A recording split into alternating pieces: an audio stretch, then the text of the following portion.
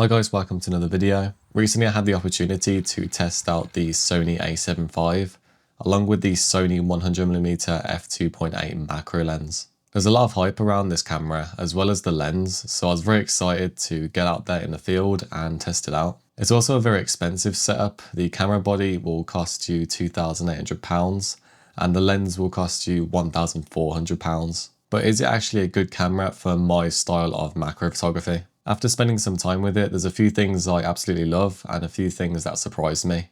So today I'm going to be sharing my thoughts and opinions on using this setup for macro photography. First off, I want to explain my style of macro photography.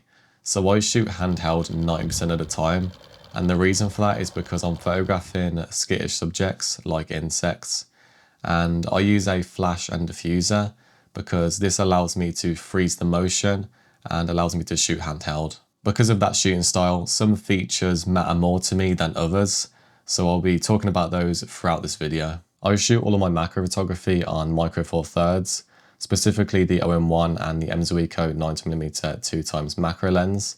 And when I first picked up this full frame Sony setup, I noticed how much bigger and heavier it is. There's about a 400g weight difference between the OM System setup and the Sony setup, which doesn't sound like a lot, but when I was out in the field, I could really feel the difference in weight.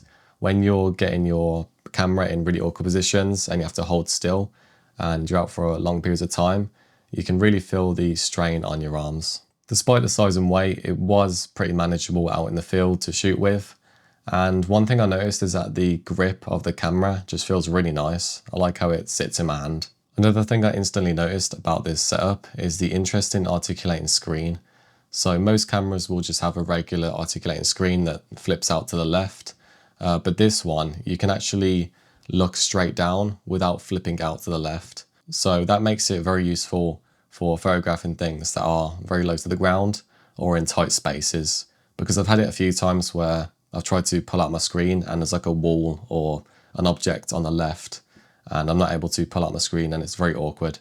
So I think the more you use this camera, the more you'll make use of that interesting screen. When it came to actually taking photos, the first thing I noticed was the extremely fast burst shooting. I like to use mechanical shutter when using burst mode to avoid any sort of artifacts you get when using electronic shutter.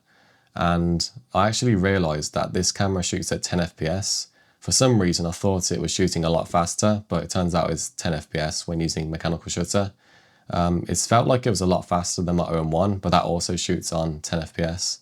Maybe it's because the shutter sound is just a lot louder and crunchier, so it feels like you're shooting at a higher FPS. However, 10 FPS is still really fast, and for my style of macro, it's really handy because I'm able to manually focus bracket from the front to the back of the subject in a matter of seconds. There's also a focus bracketing feature on this Sony A7V, which is really useful for macro photography. So instead of using burst mode and having to manually focus bracket by moving forwards and backwards, which takes a lot of skill, you can literally just keep your camera still, press the shutter, and the camera will focus bracket for you. However, focus bracketing on Sony cameras is really slow.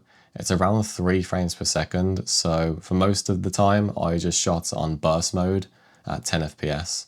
However, if you like to photograph more static subjects like mushrooms, then focus bracketing is a game changer for macro photography because it means your focus brackets are going to be a lot more accurate and your focus stack is going to be a lot cleaner.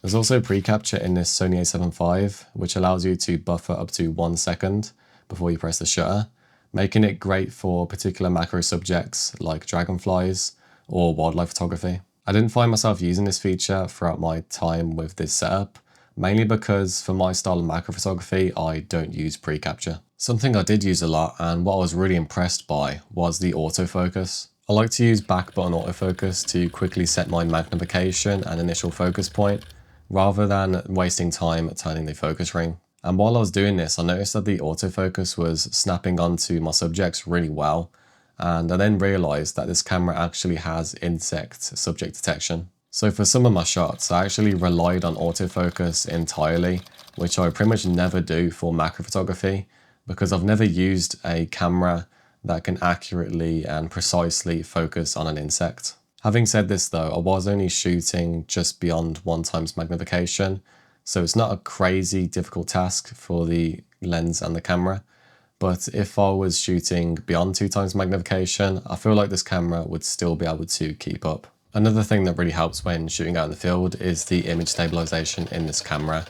I believe it has 7.5 stops of image stabilization, and that's when you're doing regular sort of photography. So when you're doing macro, it will be amplified and it will be harder for the camera to stabilize. So it's probably more something like 2 to 3 stops of image stabilization when you're beyond 1 times magnification. The stabilization definitely helps when shooting handheld for macro photography, but it doesn't replace good technique. Overall, this camera is stacked with features, and it also has loads of buttons that you can program to any sort of feature you want to have. So if you're someone that likes to customize buttons and have features quickly accessible, then this camera has got you covered. There's a couple of things I don't love about this camera. The first is how big and heavy it is, like I've already mentioned. And the second is how loud the shutter is. It's not really a massive problem for macro photography. It could potentially scare away certain subjects, but I don't know, I just don't really like how loud the shutter is. Moving on to the lens now, and this is actually the second time I've used this lens. I was using it back in December to photograph things in the winter, so like mushrooms and other things in the forest. And yeah, to cut it short, there's no complaints really about image quality or build quality. It's what you'd expect from a Sony G Master lens. Everything is premium and high quality. There's a few things I want to discuss when it comes to my style of macro. The first is the magnification. So this lens goes to 1.4 times magnification, which is really nice to see because most standard macro lenses go to 1 times magnification. However, for my style of macro photography, I found that 1.4 times magnification still wasn't enough. For some subjects, I was really struggling to fill the frame. For example, this beetle I found on the leaf. With my usual setup, I'd be able to fill the frame nicely. But as you can see with this Sony setup, it's quite small in the frame and there's a lot of negative space around the subject. Now the cool thing about this lens is that it's compatible with teleconverters. So if you wanted to get more magnified, you could pair it with the 2 times teleconverter, for example. And the cool thing about teleconverters is that they don't affect the working distance. So you'd have more magnification with the same working distance. Unfortunately, I didn't have any teleconverters to pair with the lens, so I can't show you any results. But I imagine it would be quite nice shooting at a higher magnification. I briefly mentioned working distance a minute ago, so I'm going to cover that now. And this lens has a great balance between magnification and working distance. At 1 times magnification, the working distance is roughly 4.5 inches. And at 1.4 times magnification, the working distance is approximately 3.5 inches. So there's quite a bit of distance from the front of the lens to the subject, which makes this lens great for doing what I like to do, which is photographing skittish subjects out in the field. If there's somehow not enough programmable buttons on the camera body, then there's 2 more on the lens. It's probably quicker to use the buttons on the lens as opposed to the camera body, when you're doing macro photography at least, because you'll have your hand like this, you know, shooting, and you don't have to change your hand position at all when you want to click any of those buttons to activate whatever mode you've programmed to them. I personally like to use these buttons to switch drive mode from focus bracketing to burst mode. But when I had my hands on this camera, I didn't bother setting it up because I found that just changing drive mode on the back of the camera was quick enough for me. There's also a lot of other great features on the lens. We've got the focus clutch, which can be used to quickly change magnification. However, since I've been using back button autofocus, I haven't really used this feature all too much. There's an aperture ring, so you can physically change the aperture on the lens. This can also be clicked and declicked. So if you're doing video, then you can declick it and it'll be nice and smooth. There's also a lot of switches on the lens, such as manual focus to autofocus, stabilization and focus distance. Just like a lot of other Sony G Master lenses out there, this lens is stacked with features. And the only features I really make use of for macro photography is the focus clutch and the programmable buttons. Moving on to what a lot of people probably want to hear about, and that's image quality. Starting off with the sensor. So we've got a full frame 33 megapixel sensor. This is very different to what I usually shoot on, which is a 20 megapixel micro four thirds sensor. So it's a lot larger and quite a bit more megapixels as well. And I noticed that straight away when looking at the images on my computer. I was able to crop in a lot more, and yeah, there's a lot more detail in those images. With this lens being full frame, that means the depth of field is going to be shallower. But to be honest, I didn't notice a massive difference from my usual Micro Four Thirds setup. And I think that's because on my Micro Four Thirds setup, I'm usually shooting a bit more magnified at 2 times. Whereas on this camera, it only goes to 1.4 times. And yeah, the more magnified you are, the shallower the depth of field is going to be. And because I'm less magnified, it felt more or less the same as my usual setup. Megapixels is quite a hot topic on the internet at the moment.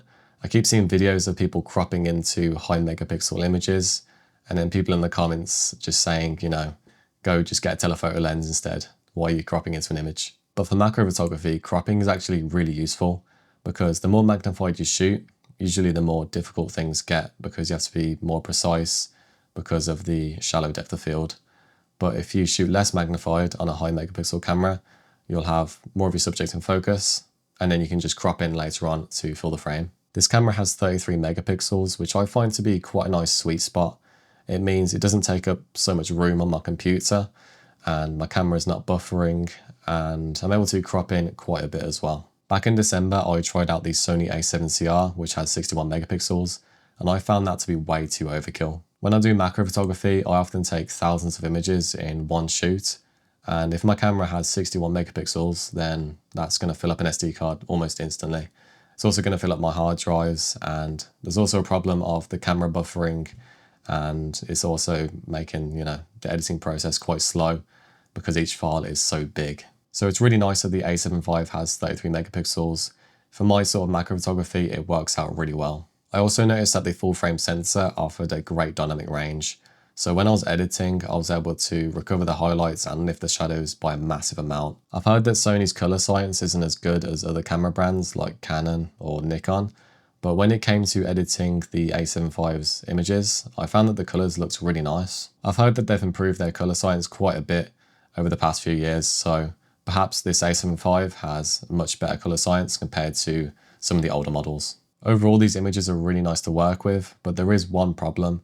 In Lightroom at the moment, there's no support for picture profiles for the A7V. It's not a deal breaker, but my usual workflow is to start by selecting a picture profile and then adjusting everything else after that. Although video isn't really my thing, I'm going to quickly talk about it because the A7V has some pretty impressive video features. Sony's well known for their autofocus technology, and when I was doing video, I noticed that the autofocus was really fast, accurate, and silent. I found this ball of spiderlings in my garden, which I thought would be a nice test subject for video. So I shot a few videos at 120 FPS and a couple at 60. For a lot of my YouTube videos, I like to shoot in log. I'm actually shooting in log right now on this camera.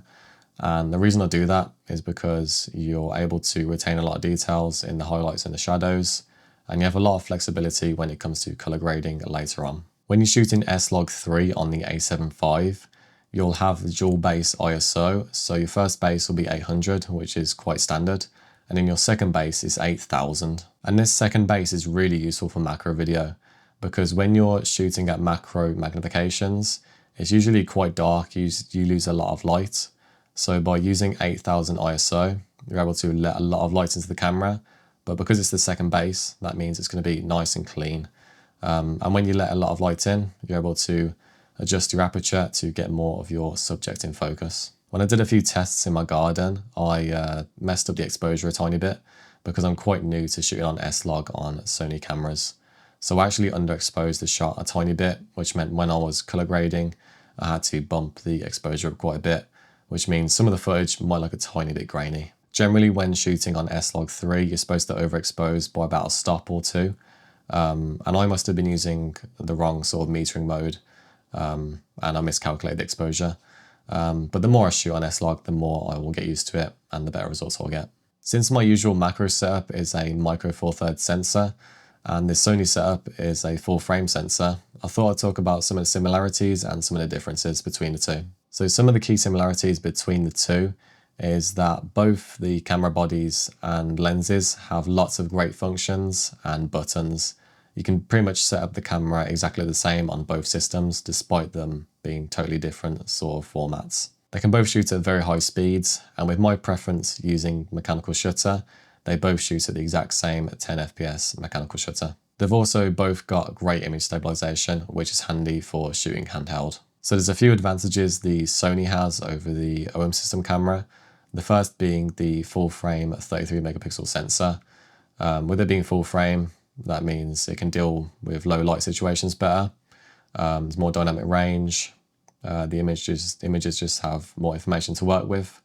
And with it being 33 megapixels, that means I can crop in quite a bit and still have a nice sharp image. Because I can crop in quite a bit, I can make things easier for myself by shooting less magnified and then just cropping in later to fill the frame. Now there's a few things that I feel the OM System camera does better than the Sony for this style of macro photography that I do. The first thing is that OM System is a lot smaller and lighter than Sony, so I'm able to shoot out in the field for a lot longer and have less strain on my arms. The one thing I love about OM System is how great their focus bracketing is. When I'm out in the field photographing bugs, I'm able to focus bracket from the front of the subject all the way to the back, which can sometimes be about 100 to 200 images in only a few seconds. Compared to Sony's focus bracketing, theirs is a lot slower. It's around 3 frames per second, so a lot of the time I didn't bother using it because the burst mode was a lot faster. If Sony could improve their focus bracketing speed, then I'd have some real competition against OM System. Another thing that I feel like OM System does better is image stabilization. Even though the A7V and the OM1 have pretty much the same amount of stops of image stabilization, the OM1 feels stronger, and I think that's down to the sensor being smaller and it's easier to stabilize a smaller sensor. So overall, I've really enjoyed using the A7V and the 100mm macro lens for macro photography. It's a great setup. It is a bit pricey, but it does offer some great results. I think the biggest standout for me is how good the autofocus is. Like I've mentioned a few times in this video, Sony's well known for their autofocus technology, and in the past, it's been very difficult to autofocus in macro because subjects are very small, there's lots of little details and the focus can miss easily. But Sony has done a really good job here. They've implemented the subject detection for insects, and the autofocus works really well at 1x magnification and beyond. It's not perfect, but it's really good, and it's really surprised me. I'd recommend this camera to anyone who likes to do a mix of video and photo, because this camera has great features for both of those. The A7V also seems like a great option for someone who does mainly wildlife photography, but also wants to do macro photography, especially since you're able to use teleconverters on the macro lens. So would I completely switch from OM System to Sony for macro photography? I'm gonna have to say no, just because the whole reason I moved over to OM System was for the macro benefits, and it still seems like there's a lot more benefits for macro photography on OM System. The main thing for me is the size and weight of the camera system, and also the speed of focus bracketing. And at the moment, OM System seems to be ticking those boxes for me. But I'll be interested to know what you guys like to shoot on for macro photography down below in the comments, as everyone has their own sort of preferences on camera systems. But as always, all the equipment used in today's video will be linked down below in the description, and those are affiliate links. So if you buy through those, I'll get a small commission at no extra cost to you, which will help support the channel. With that said and done, I'm going to end today's video here. Make sure to leave a like, subscribe, share, comment, all that good stuff, and I'll see you in the next video. Bye.